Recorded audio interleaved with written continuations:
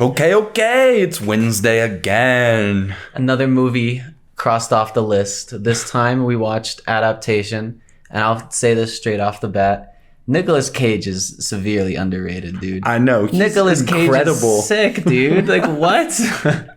He was amazing in this movie. He was so good in this movie. Okay, but first, I have something I want to talk about before we get into the movie. Go ahead. So, we both took trips this weekend, and I noticed that on both of my flights, on the way to my destination, on the way back, I was hardcore judging people on their content that they were like viewing on the plane. Dude, okay, so on the way there, the lady in the row in front of me was literally reading an erotic novel. And I'm like, everybody on the plane, like you're sitting so close to everybody. Like I could read it and I can't even repeat how like graphic this was. And I'm like, you're really reading this on the plane right now, packed in sardines with people? I could not believe it. And then the dude next to me. To be fair, I feel like I've definitely watched some movies where there's some titties on the plane. Yeah, but a whole erotic novel, it was like page after page after page. I was like, but you don't know, maybe that was just at the good part of the novel. Maybe that was at the steamy part and she couldn't put it down. You mean the climax? The climax, yes. And then on the way back, the dude next to me was like playing some shitty mobile game. Like it was one of those like Game Loft racing games, you know? And then I literally watched him buy the plane Wi-Fi so that he could pay to win, and he still lost the thing. He bought the plane Wi-Fi to pay to win. Yeah, but he bought the plane Wi-Fi to pay for the in-game currency. Then he still lost. Now I'm kind of wishing I didn't sleep during my flights. I wish I kind of just... so my way out, I had the entire aisle to myself.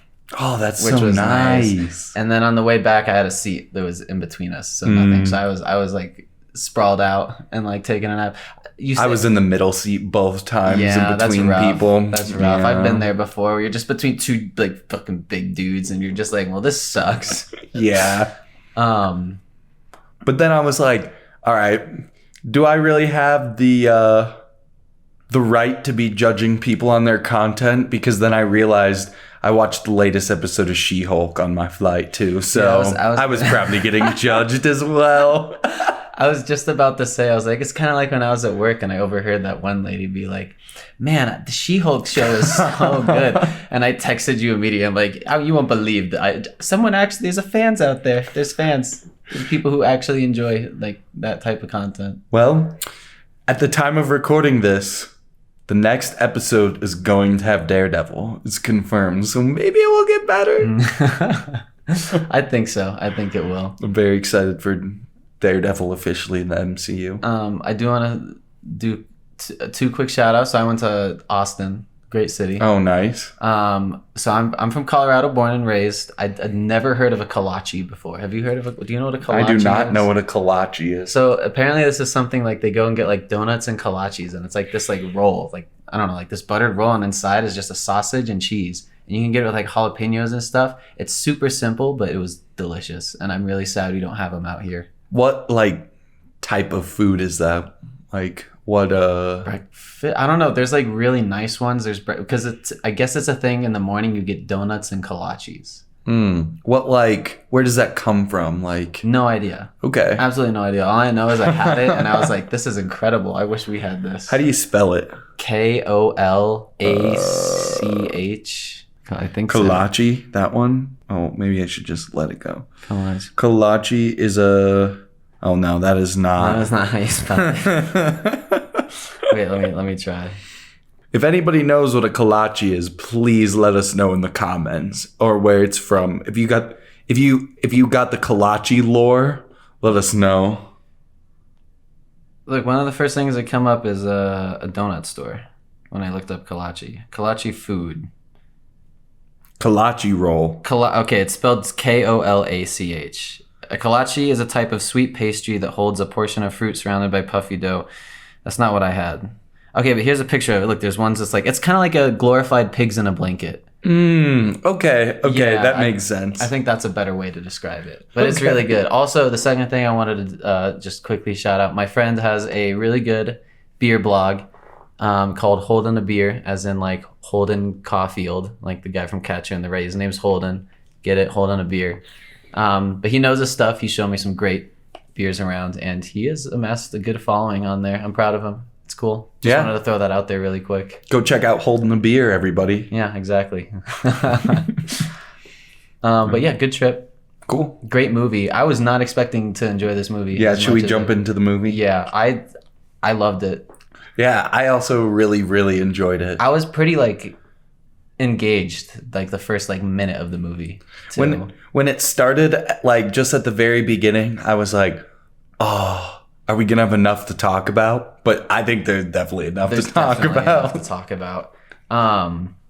So if you're wanting to watch this movie, I mean, I feel like not many people. I feel like we're above the rest on how many Nicolas Cage films we've watched. So I feel like this one's probably not as well known. Mm-hmm. But if you're getting into the movie, one thing you should know, which I was confused, because for me, I would just pop in movies, or like if I hear from recommendations, what you want to know is it's about, and you correct me if I'm wrong, this is just my Spark Notes, it's about the writer of the movie.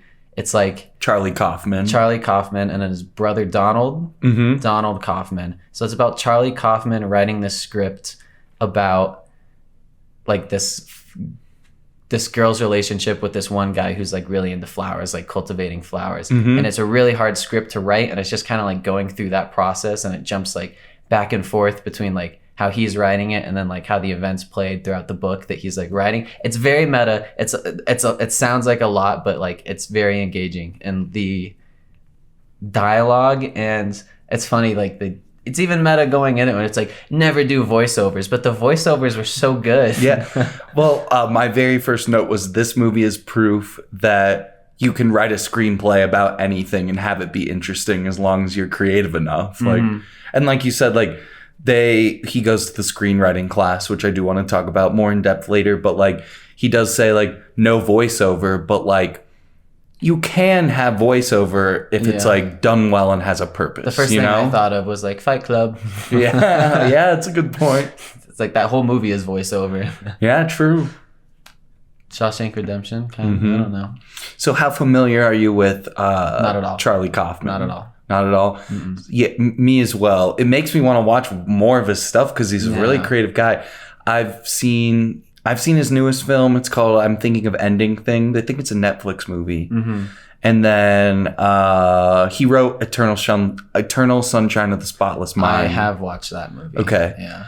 But so I actually like... That's the one with Jim Carrey? Yeah. Okay, cool. And so we've talked about that I have the gigantic Blu-ray collection, and I do have 2 other Charlie Kaufman movies in the collection that I haven't seen. It's Being John Malkovich and Synecdoche, New York, which... I've heard Being John Malkovich is really good. And the movie opens with... voiceover? Well, it was them like on set with Being John Malkovich, and that's how they introduced that Nicolas Cage was playing Charlie Kaufman, you know, and Donald Kaufman. And Donald Kaufman. He plays 2 characters. He does play 2 characters, which is like it's kind of funny saying it out loud, but then you watch the movie, and like that's one of the things I wrote in my notes was like when I first saw it, I asked you, I was like, is he playing 2 different characters right now? Because I was a little thrown off, but.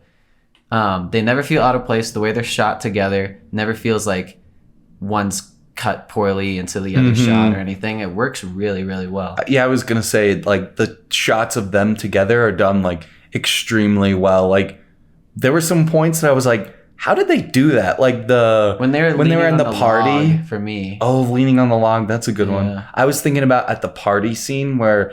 Donald is talking to Maggie Gyllenhaal's character, and they literally like cross over each other, and I'm like, where's the line that they like, feel where's like the mask or whatever? They feel, even though they're both played by Nicolas Cage, they feel like 2 different characters. Yeah, it's awesome. Yeah. So yeah, like we said, it's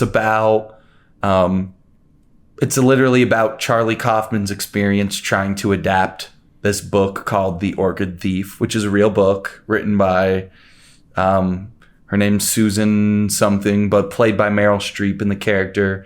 And it's just about him trying to figure out how to write this script. And at the same time, his brother Donald is also wanting to be a screenwriter. And I loved that his script was just like the most generic script you've ever heard. He even mentions a dance, like having a dance number in his script. Yep. He was really funny. It was when I looked up the description on like IMDb or something, it was like a something whatever comedy film, and I was like, yeah, it was funny. I did actually laugh out loud, but I would not describe it as a comedy. No, I would also not say it was a comedy, but it is very funny. Yeah, and it's funny. Like the one thing they talk a lot about in the movie is how he's like, oh, I'm not very good at structure, and another fucking kind of thing on meta. And I don't know if I'd say it was bad structure. I thought the structure was good, but like it was good because it was so chaotic, as weird as that is. I don't know. It's a weird way to like, I don't know, that may not be describing it well or scratching the surface, but like I thought that like what I think one of the things that really helps the structure of this movie is that like the transitions are really good. Like when it's like he sits down to start writing, and then you see like it cuts to Meryl Streep and what she's doing with the John LaRoche character, or shoot, I had another one in my head that was like a really good transition, but I can't remember. But yeah, like just the way they transition between the A plot and the B plot is done very well. And I feel like that helps you stay connected in what's going on, I guess. I was invested in every character. Yeah, me every too. Single character. They were all great. The flower cultivist, the writer, and obviously the two screenwriters. I liked there were like a bunch of the cutaway shots too, which I thought were awesome, like the life beginning from nothing, you know, like the beginning of everything. And then like there were some good Charles Darwin cuts. Also, all the shots of the flowers were really well done. Like the bee flying around and cultivating the flowers. I was like, that looked like something out of like National Geographic. And then I also wrote in my notes that the very last shot when it like cranes down and like shows the flowers like blooming and closing like, up blooming. That like speed lapse or the time lapse of like the flowers on the road. And the whole time he's talking about like he wants to show how beautiful flowers are, and everyone's like, are flowers beautiful? Yeah. Like because they definitely were successful in showing that flowers are pretty beautiful and essential to fucking life. I would say like I have a deeper appreciation of flowers due to this movie. Just like we have a deeper appreciation for Nick Cage. Oh yes, it was. Dude, it all came full circle. We walked out of this season with two lessons. Flowers are cool and Nick Cage is cool. So is Nicolas Cage. Okay, so we are all right. We haven't spoiled much. I want to say, I know we say this a lot, but actually big time spoilers. Yeah, and also for this movie, because you should watch this. This was like, this is how I'll recommend it. After we watched the movie, I put it on my list of favorite movies, and I don't. Wow. Do that for a lot of movies. Okay. Yeah. And I was gonna say, like, you should go watch it. It's on HBO. It's super easy. At the time of recording this, it's on HBO. So go watch it. Nicolas Cage is on my list of favorite movies. I was thinking about that. I was like, favorite actors? Well, he's on a list of favorite movies. So, you know. He's on a list of favorite movies. I see what you're saying. Do you do that? I have a list on my phone that's all my favorite movies. Because anytime I'm like, yeah, and stuff you need to watch and stuff like that. Yeah. We kind of touched on. I said that Clerks used to be my favorite movie during the Clerks episode. Yeah, this movie. It's definitely not my favorite movie. I'd say it's top 10, maybe top 15, top 50 at least. Top 50. Yeah. Well, the ratings aren't as high as I thought they'd be on IMDb. To be honest, it's like a 7.7 or something. Yeah. So, I think this is not a movie you watch with your friends either. Yeah. Like if you're looking to watch something and like really appreciate the art of filmmaking. The art of filmmaking. And screenwriting. Then you would really enjoy this movie. So, yeah, I guess we can get into some spoilers. Was this real? Was the ending real? So, the ending was not real. So, his brother's still alive. His brother is a completely fictitious character. Oh, really? Yeah. He doesn't have a brother? Okay. No, he does not have a brother. I tried to look it up in the middle of this, and it's crazy because even though the brother is credited at the beginning of the movie as one of the screenwriters. Like, and then also at the very end of the credits, after the fucking blurb from the script that the brother was writing, it says "in loving memory of Donald Kaufman" at the end. So like, they really did go all out. But yeah, this movie's so cool. I know that it is very cool. All right, sorry, I've asked this again. What's the writer's name? One more. It's Kaufman. Donald. Charlie Kaufman, and Donald's the fake one. Yeah, Charlie yeah. Kaufman. I have to remember that. So I might be a Charlie Kaufman fan after watching this. We should definitely check out Being John Malkovich and Synecdoche, New York, in future podcast episodes. I think. But yeah. So a lot of things are real in this. Like, it really was about his like struggles in trying to adapt this movie, adapt the book. I mean, like I guess it did really experience a lot of writer's block when it came to adapting the book. And so the brother is fake, and the last act is fake. Okay. And I think most of the characters are actually real people, because in the end credits, when it says like the special thanks section, like Tilda Swinton's character's name is thanked. The acting coach guy is thanked. But I don't know. They also could be fake people, because also it says in loving memory for Donald Kaufman. So they might not be real, but they could be real. But like, I'm pretty sure like John LaRoche is actually a real person, and like Meryl Streep's character is actually a real person. Yeah. So is Charlie Kaufman. So. Okay. But I like movies like this where you can like just talk about like the weird intricacies of it. Like there's just a lot to it. Dude, I loved when he goes to the acting coach's class, or the screenwriting coach's class, and like there's all this voiceover of him like thinking about what he's talking about, and then thinking about what's going on in his head, and then the screenwriting coach actually goes like, any asshole can put voiceover to show what the character's thinking. Like literally right at that moment. Do you think he was like passive aggressively like talking shit on people who told him that in the past? Yeah, like, look, I can do it and make it work. Yep. And then like specifically saying the movie's like, look at these idiots saying you can't. Yeah. And then when he goes to he goes and gets drinks with the acting coach, and he's like, blow him away in the third act, make up something if you have to, but like you just have to end the movie well. Dude, I was blown away in the third act. The third act was crazy. Did you hear me like gasp when he got flown out the window? Yeah. I was like, oh my God. Like, and then when he goes, dude, I got shot. Isn't that crazy? Yeah. Oh, I wrote that because in each of these episodes, I always want to ask what was the best Nicolas Cage moment, and that was one of the things I wrote was, can't believe I just got shot. Isn't that fucked up? Yeah. Beautiful. But so when he is getting drinks with the screenwriting coach, he also says, don't you dare do a goddamn Deus Ex Machina. And then a fucking Deus Ex Machina happens with the crocodile. Yeah. So I didn't even think about that. He still just pulls that. This movie is so fucking meta. It's not meta. Yeah. Like, this is the most meta thing I've ever fought. But it's cool. Like, typically when I say meta, it's like, oh, it's kind of cheesy. And like Rick and Morty, you know? Like Rick and Morty. Like, my intelligence is too... I can... You just don't get it. You're not smart enough to understand Rick and Morty. But, like... Oh, and then the crazy thing, too, is like, okay, so the title of the movie is Adaptation. It's about him trying to adapt the book. But then... the John LaRoche character has the line like in the middle of the movie that's like, adaptation is all about like finding one's place in this world. And like that's fucking what he does in the movie. Dude, it honestly was like one of those movies for me, at least where I walked away and I felt like I guess learned something, you know? I don't know. It's like one of those movies I walk away and I'm like, oh, you know, like I feel a little better after watching that movie. Maybe we did gain some intelligence watching Maybe we this did. movie. Yeah.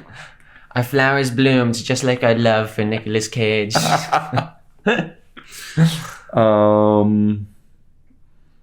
That was we really did touch on most of my notes. Yeah. Well, like I said, I was writing down some beautiful Nicolas Cage moments. My first one was when it's from the party scene when he's talking to Maggie, when Donald is talking to Maggie. Push into the Push into the bush. Yeah. Yeah, that one. And then when he like figures out that he's going to put himself in the screenplay and he's like, Kaufman, fat, bald, repulsive, old. Yeah. And he just like keeps repeating that. And then later when like him and Meryl Streep are fighting, she is like, you're so old and fat. And then, yeah. And then like, he's like, well, you're just a drug-crazed bitch, crazy old lady. Yeah. You're like, yeah. Get him, Nick Cage. Tell him. And then, so this, everything we've talked about so far with the best Nick Cage moments has been something funny because, you know, he's always over the top and is doing something crazy. But I really thought he did a very good job with the part that was like, you are what you love, not who loves you. I wrote that down too. That was a great line. Dude, that's what I'm saying. There's many lines in this where like I felt it in the heartstrings, you know, it definitely pulled on the heartstrings. When they make you feel feelings. Yeah, I like when movies make me feel things. This line because usually it's fucking anger and fucking this pissed off fucking sucks. Yeah. Yeah, no, when I recommended putting this movie on the list, I was like, oh, I hope this one isn't boring. Yeah. Because it's been a while since I've seen it. It was definitely not boring. And you know, there'll probably be boring movies in the future that we watch. Mm-hmm. Either you or I. But this was one that I was really like happy to have watched. Yeah. I need to start adding more to the list. I need Google Docs on my phone. I'm too lazy. I think I add like 2 movies to it a day. I add so many movies to the list. I need to start doing that more. If you want us to add any movies to the list of Podcrastinators episodes, please let us know with a 5-star review. Or leave a comment on our YouTube channel, which you could also go subscribe to. But the 5-star reviews will definitely carry more weight. Yeah. Honestly, you should just do both. Exactly.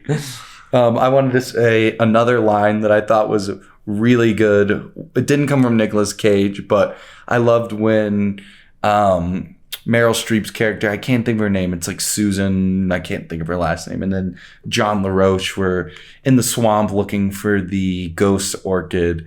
And she's like, John, can I ask you a personal question? And he's like, no, we're not lost. Yeah. That was a great moment as well. There was a lot of really funny scenes throughout the entire movie. Charlie Kaufman is a very, very, very talented writer.